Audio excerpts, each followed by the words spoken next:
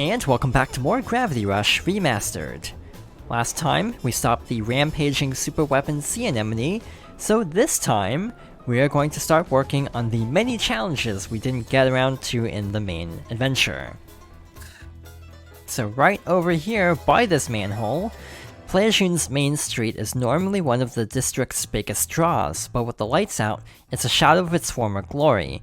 Return the glory to Pleijeune's main street. And that's right where we are, so let's fix this up.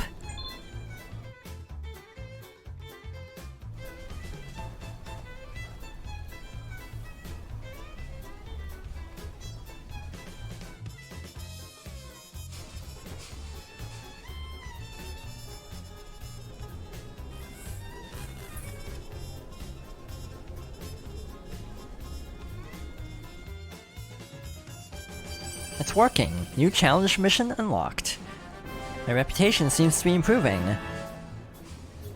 Alright, this is the Pleajeune time attack.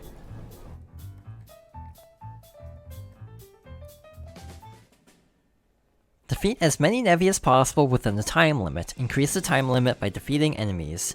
The target score for this is 1800 points.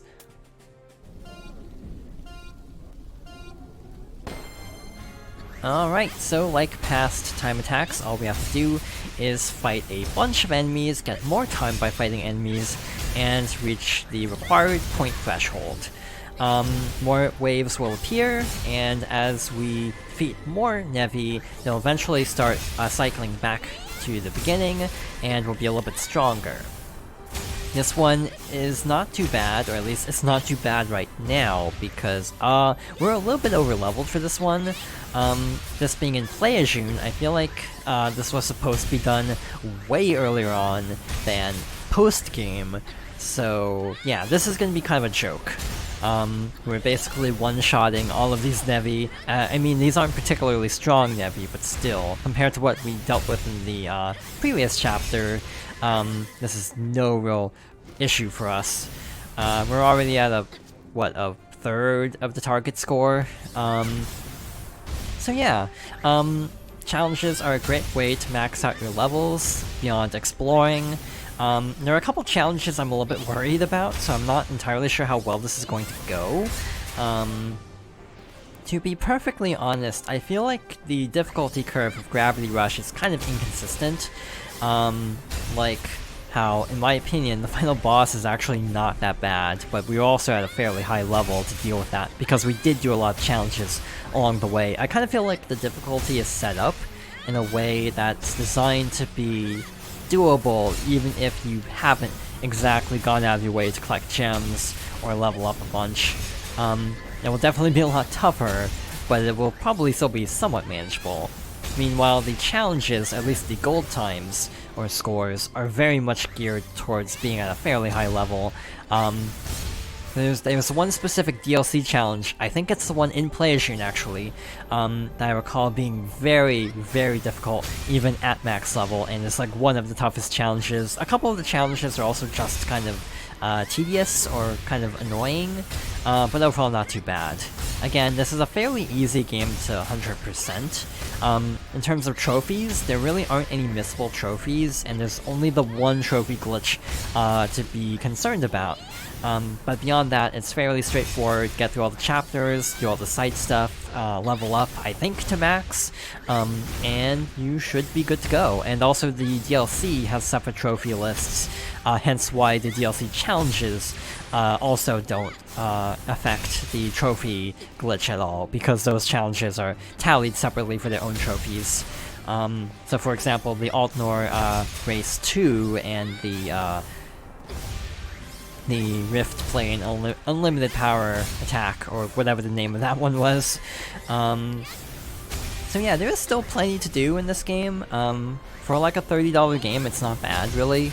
Yeah, there's definitely a lot of content beyond the main story, and yeah, overall the game is still pretty fun to go through, even if some of this does get a little bit repetitive at a point.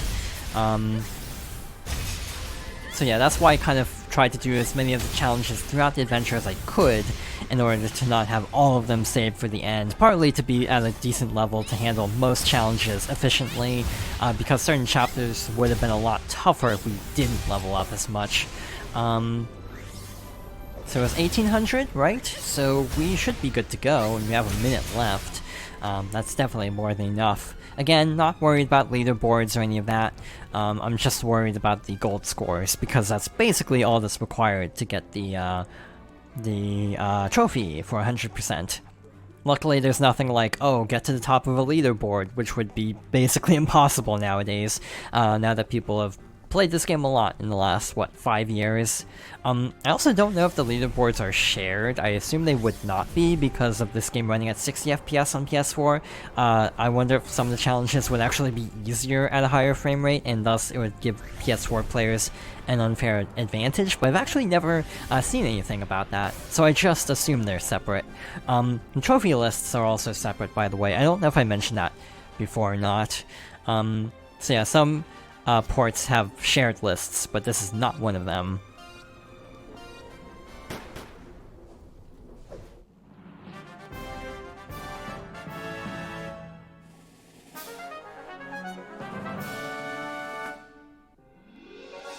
And that wasn't too bad.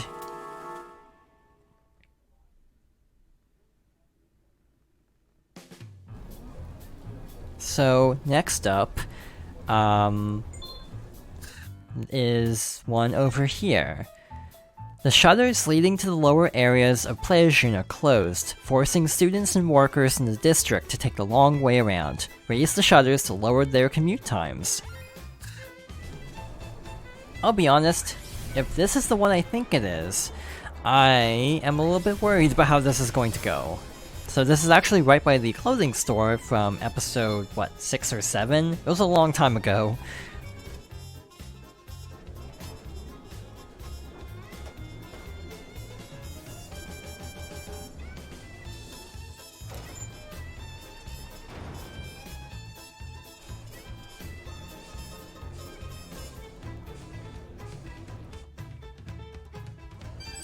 It's working. New challenge mission unlocked. We also have a little pathway down here now, so that's new. But this is the Pleisian taxi trial.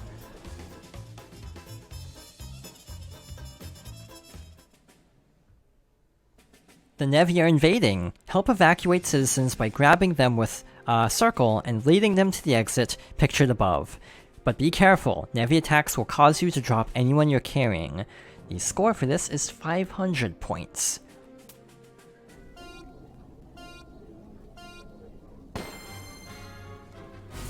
I remember not liking this challenge very much. Some people are still out there. So yeah, basically we have to hurry around the area, trying to escort everyone to the exit. One bit of advice I would give is to level up the stasis field, so you can pick up both really easily when people are, like, together. So as an example, down here now there are 2 people. Are there 3 people down by the other area? It looks kind of like it, but the waypoints were overlapping, so it's hard to tell. So yeah, let's quickly try to rescue everybody. We're at 160 points. Honestly, this is going pretty well. Yeah, there are 3 people here, so that'll be good. If we stand in the center and hold circle, we have all 3 in tow. And yeah, as long as you're kind of fast through these areas, it's not too bad. Just try not to linger in an area and avoid getting hit by enemy attacks whenever possible. They're walking around, which is very inconvenient. So I'm going to try this trick again, where I basically move them around to try to pick up multiple people at a time, like so. So we have 3 now. I don't know if that's actually more efficient than trying to actually just carry 1 at a time. But we're already committed to this method, so might as well try it. 400, so we only have a few more to rescue, if I'm not mistaken, because I think the score was 500, right? So honestly, that wasn't bad. I wish this person was not running away from me, because that's making it much tougher. So, like in that one side mission though, sadly the markers go away as soon as you pick someone up, so you have to kind of commit to memory where everyone is before you actually pick up the first person. Alright, we hit 500 points. One thing I've actually been doing in this playthrough is going a little bit above the target score just to make sure it's like not going to count as a silver just because I didn't get past 500, so if I can actually catch up to this person, I'm going to try to get one more person to get the score a little bit above the actual score. I feel like that's kind of just a paranoia thing. This is probably not necessary in the slightest, but we definitely have the score now, and with like 20 seconds to spare, so that was still cutting it a little bit close, but not as bad as I expected. Yeah, leveling up a lot is definitely a good thing, and that will make your life a lot easier with challenges like this.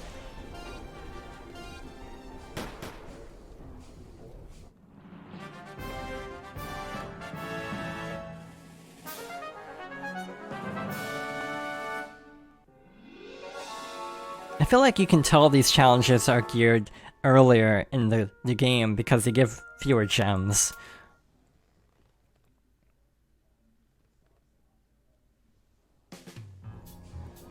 So now we have a choice to make. We have the DLC missions in Pleajione left, and to be honest, I don't know if I can actually complete this game with our current amount of upgrades. This is very difficult. This is probably the toughest challenge, so I might save that for later. So instead, we're going to go over here, defeat as many Nevi as possible using only gravity throws.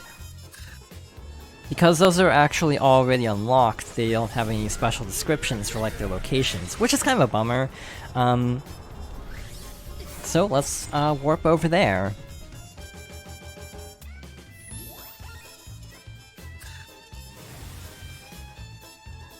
And it's right in front of us, the Pleisian Pitching Challenge.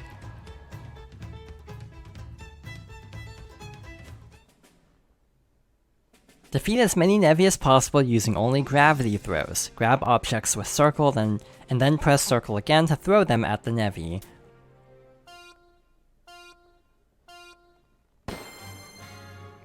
So, I've made my opinions on the pitching challenges known already. I'm not the biggest fan of them, and actually this one in particular is why. I definitely forgot to look at the target score entirely. I just completely spaced out and did not actually see what it was. But luckily, this is actually a good time to mention this, in the mission info you can actually see it. So 2,500 points for the gold rank. So yeah, I actually didn't mention that, and I guess that was one way to actually have to mention that. So yeah, we have to fly all across this area, picking up these little orbs to toss at the Nevi. I remember this one being worse for some reason. There was a challenge that I remember being really terrible, involving like picking up and throwing objects, but maybe it isn't the pitching ones specifically. I think it might be a different type of challenge actually, that we haven't seen yet, in which case, oh boy, we'll get to it eventually. Alright, so another set down. Yeah, as long as you are at a fairly high level and can easily pick up these little orbs around the area, it's not too bad. In a way, this one's actually easier because they give you more to work with in terms of like materials. This definitely feels like a DLC challenge because it feels a little bit more, now what's the word? Like, you know, you're not using like objects around the area, you're kind of actually seeing more of the area as well, it feels like. In general, it feels like the DLC challenges have a, they're a little bit more ambitious, if that makes sense. Like, by comparison, the base game challenges are a little bit more, straightforward, actually. But the DLC challenges tend to have very unique elements.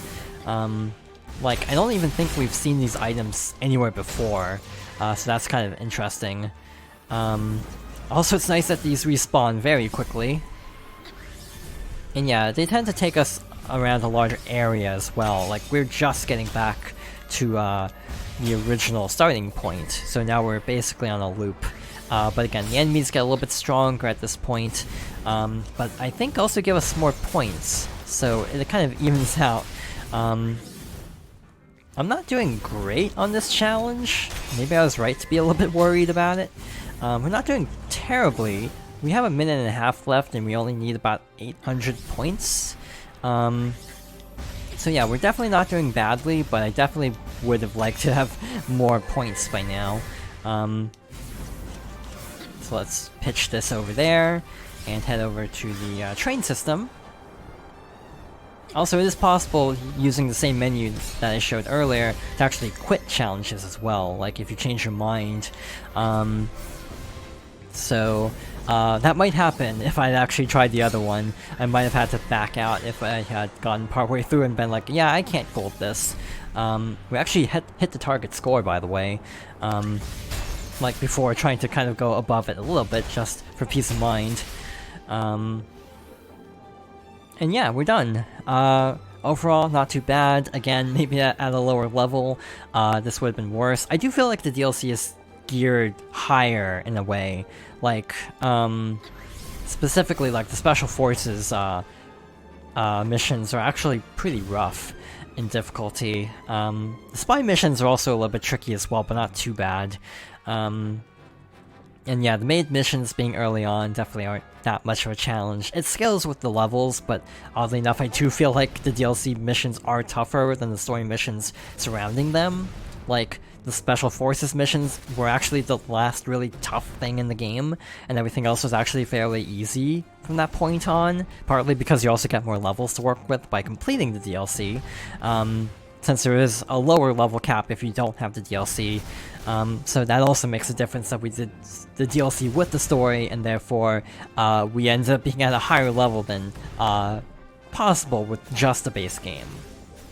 So yeah, it is a little bit complicated how this works actually, in terms of like the leveling system and everything, and how, yeah, there is a lower level cap if you don't have the DLC missions to raise Cat's reputation even higher than in the original game.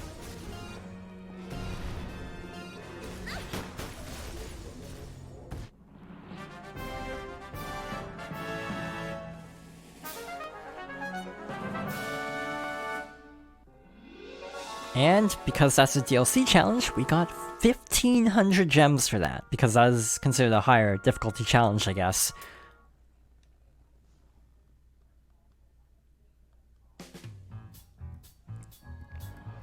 So yeah, I'm a little bit scared to try out the other one in Pleajeune. We might, at least attempt it, but I might actually want to level up a little bit more. So I think our next stop is actually going to be Industria.